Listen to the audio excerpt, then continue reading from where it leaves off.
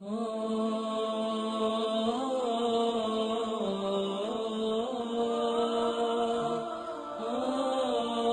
حق کا نام ہے، تیرے دل میں ہے علی؟ ہاں، کوئی حق تو نہیں دبایا، کسی یتیم کا مال تو نہیں کھایا، کسی کے پیسے تو نہیں دینے تجھ کو؟ تو کہتا ہے جکڑ بندی ہو گئی کاروبار میں، تیرے پاس کچھ بھی ہو، کچھ بیچ، اس کا پیسہ پہلا دے دے جو تیرے پاس روز چکر لگا رہا ہے، اس کو آزاد کر، اللہ تجھے آزاد کر دے گا۔ کیو ٹی وی پہ لکھا ہوا تھا جناب، ایک جملہ لکھا ہوا شکیل بخاری صاحب، لکھا تھا ایک صاحب تھے کہ باہر نکلتا ہوں، کبھی کوئی خوف میں رکھتا ہے، کبھی بل خوف میں رکھتے ہیں، کبھی ٹیکس خوف میں رکھتا ہے، کبھی فلاں چیز خوف میں رکھتی ہے، کبھی یہ چیز خوف میں رکھتی ہے، کبھی کاروبار میں بدماش چلے آتے ہیں۔ خدا کی قسم فقیر نے ایک جملہ کہا، کہنے لگا اللہ کہتا ہے جن کا تو وارث ہے اپنے گھر میں ان کو حالت خوف میں نہ رکھ، ورنہ اللہ تجھے باہر حالت خوف میں رکھے گا۔ خدا کی قسم یہ میں معجزہ دے رہا ہوں گھر میں جانا اپنے جو جسٹ میرڈ ہیں، جن کی بیویاں ہیں، آج مولا علی کی محفل کے صفحے میں جو مولا علی کا پیغام ہے وہ دینا چاہتا ہوں میں۔ تم گھر جانا اور اپنی زوجہ سے صرف ایک لفظ کہنا کہ اگر کبھی تجھے زندگی میں میری کوئی بات بری لگی ہو تو آج بی بی فاطمہ الزہرا سلام اللہ علیہ کے صدقے میں مجھے معاف کر دے، اور میں کوشش کروں گا کہ میں غصہ نہ کروں تاکہ باہر والے مجھ پہ غصہ نہ کریں۔ کل کا سورج نکلے اس سید کی زبان یاد رکھنا، دنیا مہربان ہو جائے گی حق پر، خوف ہٹ جائیں گے دل سے۔ جن کا تو وارث ہے ان کو حالت خوف میں رکھے گا تو جو تیرا وارث ہے تجھ کو ہلکا سا ٹچ تو دے گا نا، پھر بھی وہ بڑا رحیم ہے، پھر بھی بڑا رحمان و رحیم ہے۔ اور جو میرے بچے یہاں بیٹھے ہیں، بہت دور دور سے چھوٹے چھوٹے بچے آئے ہیں، اچھا کیا لینے آئے ہو؟ خیبر سننے؟ مولوی صاحب سنائیں گے۔ خندق سننے؟ وہ بھی مولوی صاحب سنائیں گے تم کو۔ میں تو بیٹا یہ بتا رہا ہوں کہ تمہارے باپ کے بال اب سفید ہونا شروع ہو گئے، چشمہ لگ گیا ہے بیٹا، تمہارا اسکول نہ جانا ان کے کلیجے کو کاٹ دیتا ہے، تمہارا کاروبار میں دلچسپی نہ لینا جو اتنی تنکا کر کے تمہارے باپ نے ایک سواری بنائی ہے، تم دیکھتے نہیں ہو کہ گھنٹوں یہ اکیلا بیٹھا کیا سوچتا رہتا ہے؟ تم سمجھتے ہو ٹی وی دیکھ رہا ہے، خدا کی قسم ٹی وی نہیں دیکھ رہا ہوتا، یہ یہی سوچ رہا ہوتا ہے کہ پتہ نہیں ہم میرے یہ 3 بیٹے ہیں 2 بیٹے ہیں، اللہ میرے کاروبار کو سنبھال لے، میری عزت کو سنبھال لے۔ تو میرے بچوں جہاں جہاں مولا علی کہ اس میں تم لوگ آئے ہو، وفادار ہو جاؤ اپنے ماں باپ کے، اس سے پہلے کہ وقت تمہارا گزر جائے، اس سے پہلے کہ تمہاری اولاد ہو جائے۔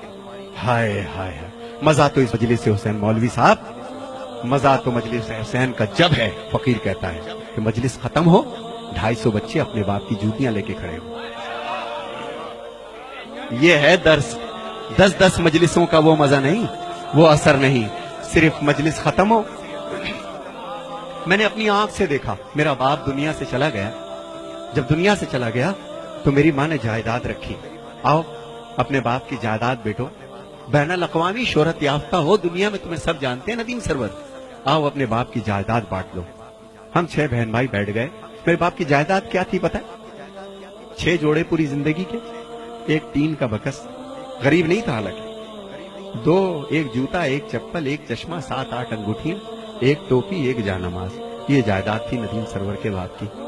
مگر اسی ندیم سرور کے باپ کو ایک دفعہ میں نے دیکھا، بتاتے کسی کو نہیں تھے کہ میں باپ ہوں ندیم سرور کا، اتنے سادہ تھے، رش میں کچل گئے، چشمہ وہ جا کے پڑا، کسی نے پیچھے سے اٹھا رہے تھے، کسی نے دھکا دیا، پیشانی زخمی ہو گئی، میں تڑپ گیا، خدا کے قسم تڑپ کے گیا ابا۔ میں نے کہا ابو یہ کیا ہو گیا؟ ارے نہیں میرا بچہ، ہائے ہائے، جس نے مجھے چلنا سکھایا، جس نے مجھے بولنا سکھایا، جس نے میری ناپاکی کو برداشت کیا، 10 بار میرے سوال کے جواب کو دیا، یہی تمہارے باپ جو بیٹھے ہیں، انہوں نے تمہیں چلنا سکھایا میرے بچوں، انہوں نے تمہیں بولنا سکھایا۔ ماں کے اور باپ کے اب بدن میں وہ طاقت نہیں رہی، شادی ہو گئی تمہاری، اپنے کمرے میں جانے سے پہلے کم سے کم اگر تمہارے پاس وقت ہے تو 1 گھنٹہ اپنے ماں باپ کے پاس بیٹھو، یہ تمہارا انتظار کرتے ہیں، تم کچھ بھی کر لو یہ تمہارے لیے دعا کریں گے، دعا کریں گے۔ شادی ہو گئی، تم گھر میں آئے سیدھے اپنے کمرے میں، تمہیں نئی زندگی مل گئی، مگر وہ آنکھیں، ہائے ہائے، وہ آنکھیں اوڑھتی ہے خود تو بوسیدہ لباسوں کے کفن، اور چاہتوں کے پیرہن تم کو پہناتی ہے ماں، ہائے ہائے ہائے ہائے، پہلے بچے کو کھلاتی ہے بڑے ہی شوق سے، بعد میں جو کچھ بچے وہ شوق سے کھاتی ہے ماں. اور پیار کہتے ہیں کسے اور مامتا کیا چیز ہے؟ کوئی ان بچوں سے پوچھے جن کی مر جاتی ہے. خدا تمہارے ماں باپ کو قائم رکھے. میرے بچوں، چاہتے ہو تمہیں علی مل جائے؟ چاہتے ہو تمہیں حسین مل جائے؟ وہ بی بی سرکار حسین کی ماں ہے. کس کو چلا ہے من تو منانے؟ ہے تیرے پاس اتنا بڑا کردار کہ تو حسین کی ماں کو منا لے؟ اس کی جو کنیز تیرے گھر میں ہے نا، تیری ماں، پہلے اس کو منا. پہلے اس کو راضی کر، پھر تیری بی بی راضی ہوگی. خدا کی قسم اس علی کو منانے چلا ہے. ہائے ہائے، یہ غلام جو علی کا، جس نے تجھے چلنا بولنا سکھایا، پہلے اس کو سکھا. تو میرے بچوں، یہ مت سمجھنا تم جتنے یہاں بیٹھے ہو کہ تم چل رہے ہو پھر رہے ہو، تمہارے باپ بے وقوف ہے. نہیں، زندگی گزاری، سب جانتے ہیں کہ تمہارے تیز قدم کس چیز کی نشاندہی ہے. تمہارا اٹھنا بیٹھنا، کیا سوچ رہے ہو، کیا باتیں کرتے ہو، ان بچوں تمہارے ماں باپ کو سب پتا ہے. لیکن ان کو کبھی کبھی خوف ہو جاتا ہے کہ بچہ بڑا ہو چلا ہے، کہیں بدتمیزی نہ کر جائے. تو میرے بچوں، جنہوں نے تمہیں پال پوس کر کے جوان کیا ہے، آج اپنے باپ کا کاروبار دیکھو. اور وہ بچیاں جو اپنے بھر کے انتظار میں ہیں، میرا بیٹا، بیٹیوں جوان ہو رہی ہو، ایک بات ذہن میں یاد رکھنا کہ جو ماں باپ تمہاری زندگی کا فیصلہ کریں، وہ گویا بی بی فاطمہ الزہرا نے فیصلہ کیا تم لوگوں کا. اور میری بہنوں کے لیے ایک پیغام ہے.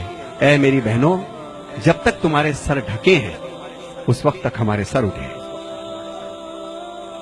میرے حسینیوں، یہی بات ہے کہ نہیں ہے؟ جب تک ہماری بہنوں کے سر ڈھکے ہیں، جب تک تمہارے کردار سلامت ہیں، جب تک تمہارے، بے شک تم کالج جاؤ، یونیورسٹی جاؤ، جو چاہے کام کرو، کردار کے ساتھ لگے کہ علی والی ہو. جب چلو تو لگے کہ کسی علی والے کی بہن ہو، کسی کی بیوی ہو، کسی کی ماں ہو، کسی کی زوجہ ہو. یہی میرا ایک پیغام ہے آج کے مولا علی کا.